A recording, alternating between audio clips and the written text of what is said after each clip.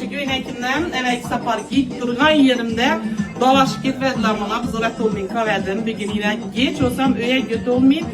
Sertmişçe oldu yine. 7 bola geldilik işlere abzor etişte. Sizler için, halkımız için hizmetleriniz. Görünme öyen git olmayın. Reklamalarını tutmaz, görsünler. Lekin hem reklamalara uspitat olmayın tutmaz. Hem göynekle abzor etmek. Dükkana gelsenizler biremez 2 dükkan sizler için terç giyimler. Üzeriz gelip git görüp seyrep arayası. İşte bizden dükkana gelden çıkılmayın kaladı. Kukaysın havalarını bilmeyin gepesi gelmeyin kaladı.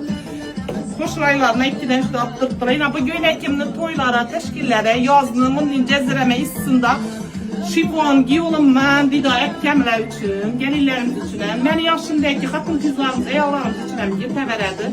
Benim çıraylı görünme.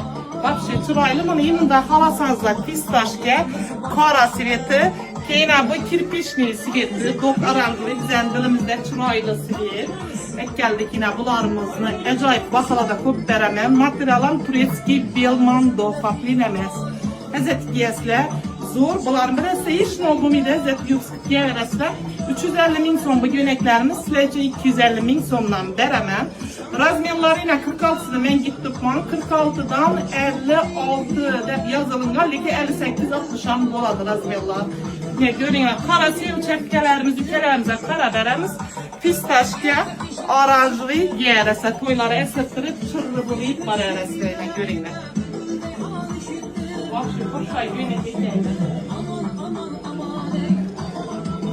Toylarını üzerinize masraf kıstıra veresler. Gel erinle gidemiz.